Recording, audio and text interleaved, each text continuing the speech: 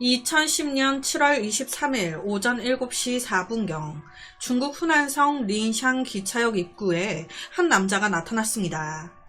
이 남자는 큰 골판지 상자 2개를 들고 기차 대기실로 바로 직행하려고 했어요. 하지만 이때 직원들의 제지로 이 골판지 상자 안에 무엇이 들어있는지 확인 작업에 들어가게 됩니다. 당시 직원들은 검사를 위해 골판지 상자를 컨베이어 벨트에 올려놓으라고 지시했습니다. 이 남자는 직원의 말대로 상자를 딱 올려놓고 걸어 나가는데 이때 직원은요, 컨베이어 벨트를 따라 검사가 진행되는 엑스레이 검사대에서 이상한 무언가를 확인하게 됩니다. 상자 안에가 비춰지는데 사람 팔 같은 무언가가 보여. 어머, 저거 뭐야? 야, 일로 와서 이것 좀 봐봐. 직원은 바로 내 눈이 이상한 건가 싶어서 다른 동료에게 재확인을 요청했습니다. 그렇게 2번째 상자를 또 들어다가 검사해보게 되는데 이번에는 그 안에서 사람 갈비뼈 같은 게, 야, 이거 사람 아니냐? 직원들은 바로 해당 상자를 따로 분리시킨 후에 이 상자의 주인을 찾아갔습니다. 이거 상자 안에 뭐가 있는 거예요? 이때 이 남자는요, 아무렇지도 않게, 네? 아, 이거 별거 아닌데? 고기랑 뼈요. 아, 그래요? 그럼 이거 저희가 열어서 확인해 봐도 되는 거죠? 아이, 그럼요. 확인해 보세요. 아무렇지도 않은 듯 대답하는 남자. 이 남자는요, 아, 저 표를 안 끊어놔가지고 그거 확인하고 계세요. 저 얼른 가서 표 좀 끊어올게요. 그렇게 표를 사가지고 오겠다던 남자는 유유히 검사대를 빠져나가 그대로 사라졌습니다. 거짓말하고 토낀 거죠. 이상함을 느낀 직원은 곧바로 경찰에 신고를 했습니다. 도착한 경찰이 의문의 상자 2개를 열어보게 되는데 상자를 열었을 때 바로 보인 건 또 다른 검은색 비닐봉지. 그걸 열었을 때 눈앞에 나온 건 사람의 토막난 시신이었습니다. 상체와 하체가 따로 분리되어 들어있었던 2개의 상자. 그 안에요, 딱 2개만 없었어요. 머리와 내장. 경찰은 즉시 현장을 봉쇄했습니다. 이 상자 가지고 온 놈 찾아야 된다. 역 안의 CCTV를 모두 확인한 결과, 저 상자 확인하고 계세요. 제가 표를 안 끊어놔서 표 좀 끊어올게요. 하고 나간 남자는 바로 도망 안 가고요. 정말 매표소 쪽으로 갔습니다. 열차 시간표가 있는 곳에 딱 서서 한참을 바라보다가 오전 7시 10분경 CCTV 화면을 벗어나요.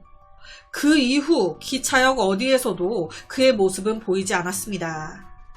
당시 이 CCTV 화면을 보시면 아시겠지만 굉장히 좀 흐리흐리했어요.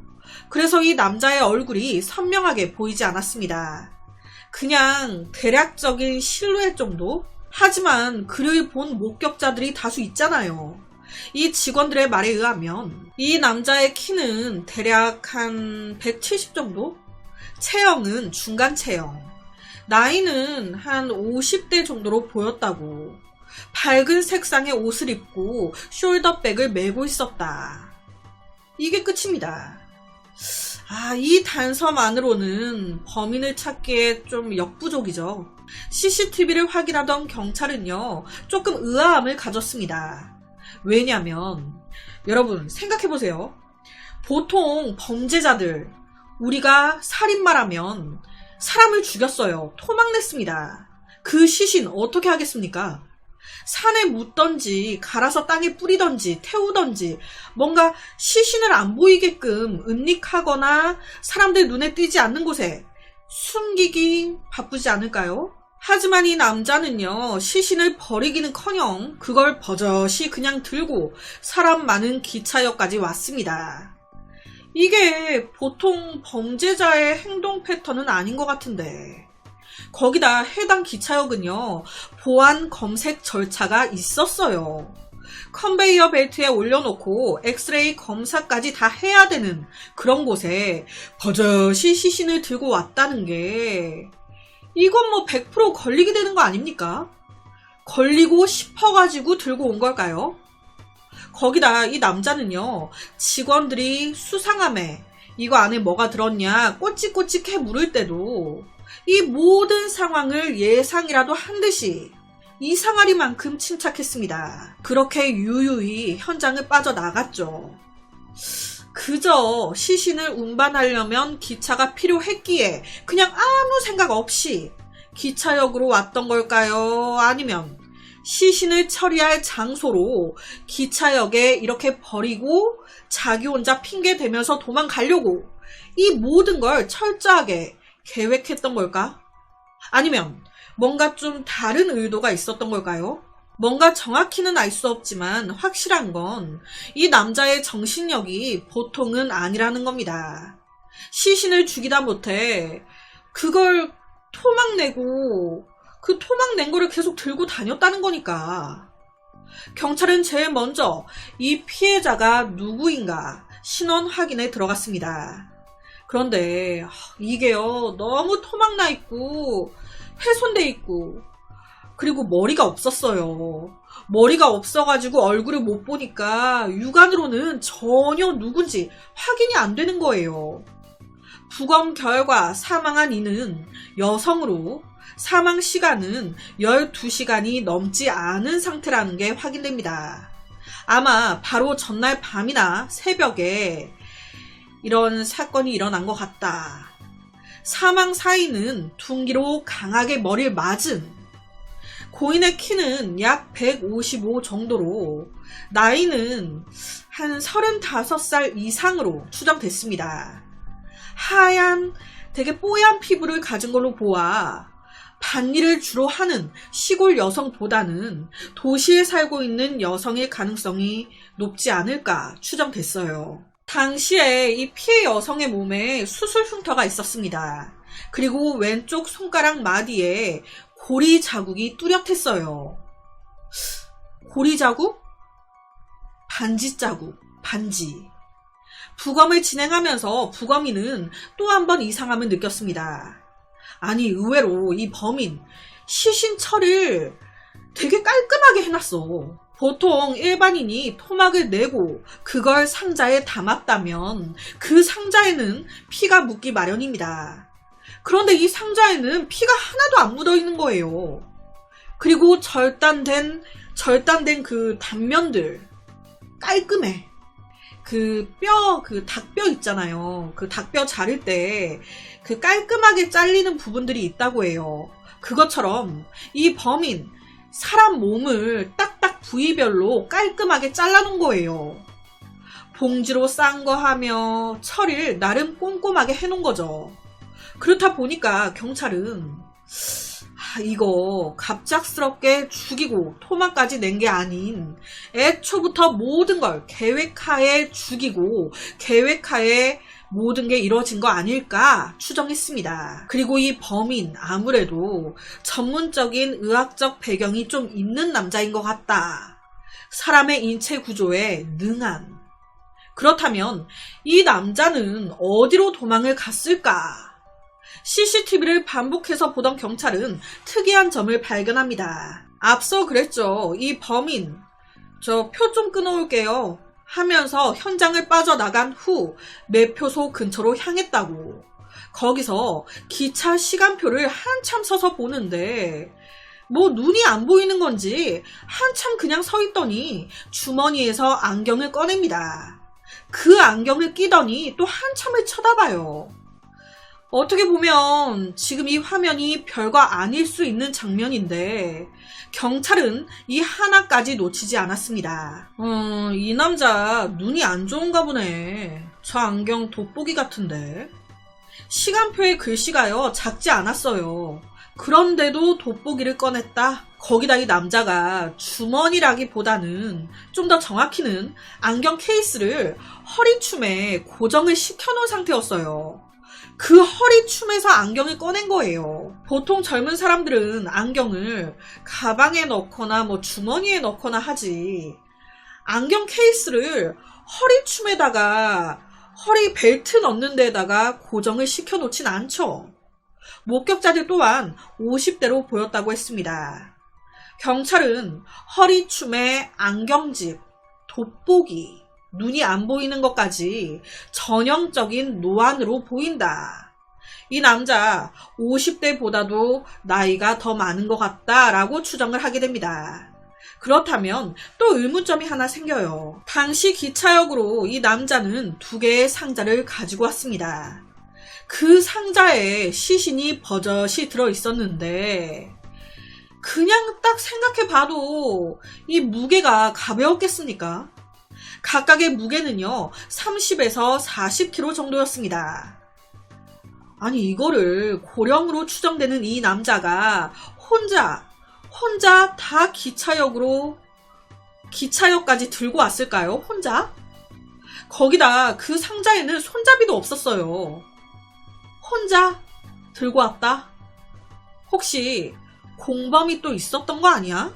당시 린샹의 기차역으로 오려면 무조건 버스라든지 택시라든지 교통편을 이용해서 와야 했습니다. 이 범인 또한 그건 예외는 아니었을 거예요.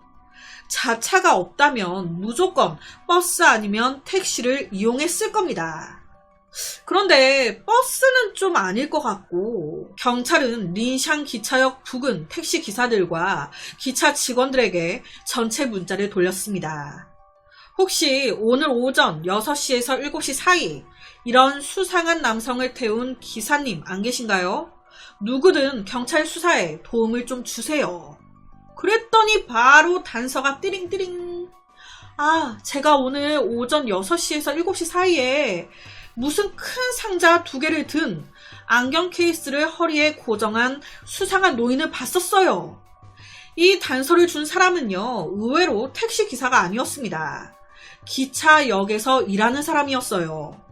이 사람 말로는 자기가 당일 오전 6시 50분쯤에 기차역 부근에서 일 때문에 서 있었는데 자기 앞에 택시 한 대가 쓱 와가지고 섰다는 거예요. 거기서 밝은 옷을 입은 노인 한 명이 내렸다. 이때까지만 해도 그냥 아무 생각 없이 멍 때리고 보고 있었다는 거예요. 그런데 갑자기 노인이 트렁크에서 큰 박스 2개를 딱 꺼내는데 여기서 좀 뭔가 느낌이 쎄했다는 겁니다. 여기서부터 좀 정신 차리고 보게 됐다. 그때 그 노인의 키 170 정도의 보통 체격, 통통한 얼굴, 나이가 좀 있어 보였다. 앞서 직원들이 말한 인상착의 목격담과 똑같죠. 당시 남자가 봤다는 그 택시는요, 우리나라도 그렇잖아요. 택시를 보면 번호판 숫자 앞에 서울이나 경기, 전남 등등 이렇게 막 써 있잖아요. 중국도 정확히는 모르겠지만 그렇게 구분할 수 있는 표시가 있나 봐요. 이 의문의 노인이 타고 온 택시는 후베이성 치비에서 온 택시였습니다. 이 치비라는 곳에서 이 린샹 기차역 입구까지 택시를 타고 왔다는 걸 알 수 있죠. 경찰은 바로 후베이성 치비로 수사 초점을 잡습니다. 이 범인이 치비 지역의 어디에서 이 택시를 탔던 걸까? 그 위치까지 파악하게 되는데 이 남자는 기차역에 나타나기 23분 전에 치비의 한 교차로를 막 배회하고 있었습니다. 특이한 건요, 이땐 상자 2개가 보이지 않아요. 혼자 불안한 듯 이리저리 배회하는데 갑자기 어떤 남자가 다가오더니 둘이 얘기를 합니다. 한 2분쯤 지났을까요? 2분쯤 지났을 때 둘이 자리에 뜨는데 와, 보니까 이 남자에게 다가왔던 또 다른 남자, 택시 기사야. 바로 번호판 정보를 통해 이 기사를 찾아냅니다. 이 기사는요, 승객 한 명을 데리고 제가 린샹 기차역까지 갔었습니다. 아, 그런데 그 중간에 그 남자가 치비의 한 농업은행 근처에 좀 세워달라고 하더라고요. 거기서 무슨 상자 2개를 트렁크에 담고 다시 출발했었어요. 경찰은 바로 그 농업은행 어디였냐? 농업은행 쪽을 딱 갔는데 여기는 거의 약간 회사 단지 같은 그런 곳인 거예요. 시 정부가 있고 라디오나 TV 프로그램 MBC나 SBS 이런 곳들이 있는 모두 관공서, 회사 이런 곳들만 밀집해 있지 주거 지역은 전혀 없었습니다. 이런 곳에 농업은행 근처에서 시신이 든 상자 2개를 실었다. 여기는 주거 지역이 없는데 회사 이런 데에서 범행을 했을 리는 없고, 경찰은 아무래도 이 지역이 최초 범행 현장이 아니다. 최초 범행 현장에서 상자 2개를 이제 토막 내갖고 담은 그 상자 2개를 이 치비 지역의 농업은행 근처까지 사전에 옮겨놨고, 그 후에 다시 다른 택시를 이용해서 상자를 트렁크에 옮긴 거구나. 그러니까 2번 택시를 환승했구나. 최초 범행 현장에서 시신이 든 상자를 들고 치비 농업은행 근처까지 이동시켜놓고 다시 자기 혼자 다른 곳으로 가서 다시 다른 택시를 이용해 농업은행으로 가서 숨겨놨던 상자를 트렁크에 넣고 기차역까지 이동했구나. 그런데 여기서 또 하나 의아한 점이 있어요. 당시 범인이 치비라는 지역에서 택시를 탔단 말이에요. 치비 지역의 농업은행 근처에서 상자를 실었고 거기서 린샹 기차역으로 간 건데, 그런데요 여러분, 이 치비 지역에도 기차역이 있었어요. 그냥 상자를 택시 트렁크에 실은 후에 더 가까운 치비역으로 가도 됐을 텐데 왜 더 먼 린샹 기차역까지 왔던 걸까? 경찰은요 시신이 들어있던 상자에 또 주목했습니다. 하나는 배상자였고 또 하나는 모기약 같은 그런 상자였는데, 특이한 건 모두 스촨성 자공이라는 지역과 후베이성 자위현 딱 이 2곳에만 유통되는 제품 상자들이었어요. 면밀한 조사 끝에 경찰은 중요한 단서를 얻었습니다. 사건 당일 후베이성 자위현 방향에서 츠비로 도착했던 택시 한 대를 찾아낸 거예요. 내가 골판지 상자 2개를 든 남자를 태운 적이 있다. 그 기사는요 자위현에서 남자를 태웠고 얘기를 좀 나눴는데 아무래도 그 남자 자위현 본토 사람인 듯 했다. 이 범인 자위현에서 범행을 저질렀고 그 후에 시신을 싣고 치비로 이동. 거기 농업은행 쪽에 시신을 둔 거죠. 그리고 다시 자기 혼자 자리를 옮겨서 다른 택시로 옮겨 탄 거예요. 나름 머리 쓴 거예요. 그 후에 갈아탄 택시를 타고 다시 치비의 농업은행 쪽으로 이동. 거기서 상자 다시 싣고 린샹의 기차역으로 이동했다가 거기서 딱 걸린 거죠. 당시 자위현은요 되게 작은 도시인데 상대적으로 장의업이 되게 발달한 곳이었습니다. 장의사는 장례의식을 전문적으로 도맡아 하는 사람이죠. 주로 시신의 염습, 매장, 화장과 같은 장례 절차의 계획 및 준비 등을 담당합니다. 하루에도 몇 구의 시신을 보고 만지고 한다는 장의사. 처음 일할 때만 좀 놀랄 뿐, 그 일을 몇 년, 몇십 년 하게 된다면 시신을 보는 게 그닥 두렵거나 하진 않을 거예요. 침착하게 시신을 만지고 다룰 수 있겠죠. 아무 생각 없이. 그 외 인체의 구조에 대해서도 어느 정도 알 수 있지 않을까. 경찰은요 뭔가 느낌이 딱 왔습니다. 이 범인 시신을 가지고 다니면서도 너무 태연했어요. 그가 이동한 경로도 그렇고 뭔가 이 남자 장의사 일을 하는 사람 아닐까. 그래서 자위현 지역에서 맨 처음 이 남자가 골판지 상자 2개 들고 택시 탔었잖아요. 그 위치부터 CCTV를 뒤로 다시 되짚어보기 시작합니다.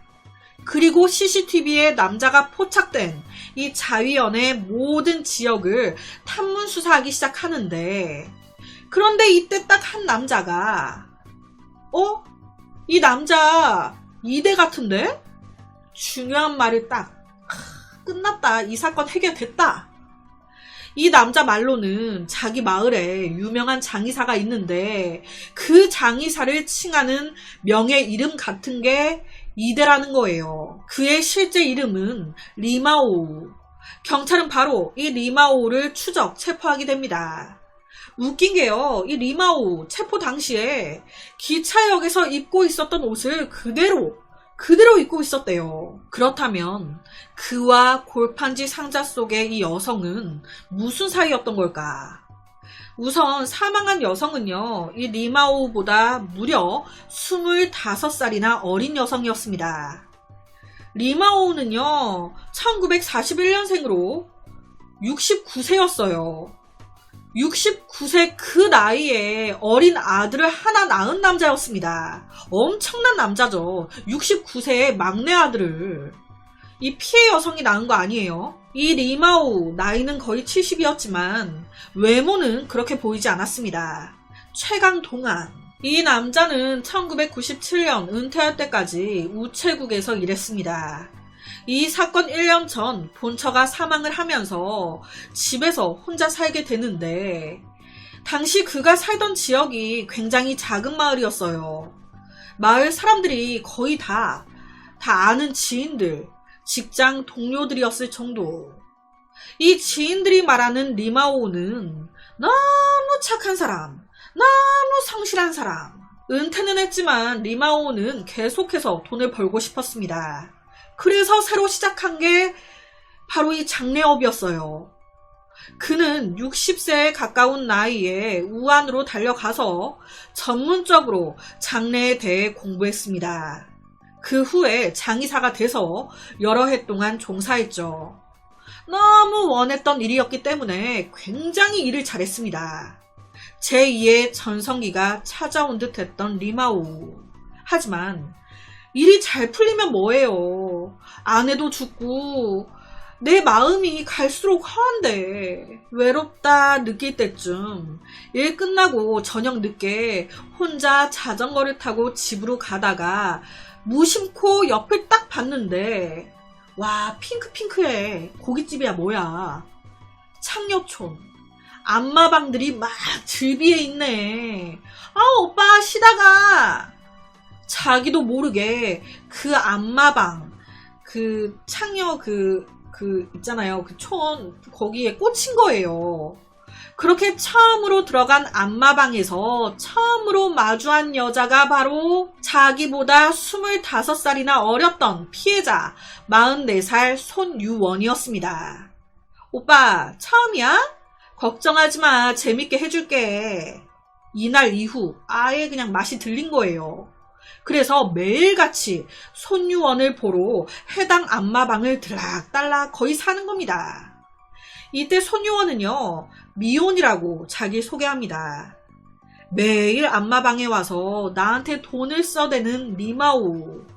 그에게 점점 호감을 느끼기 시작한 손유원.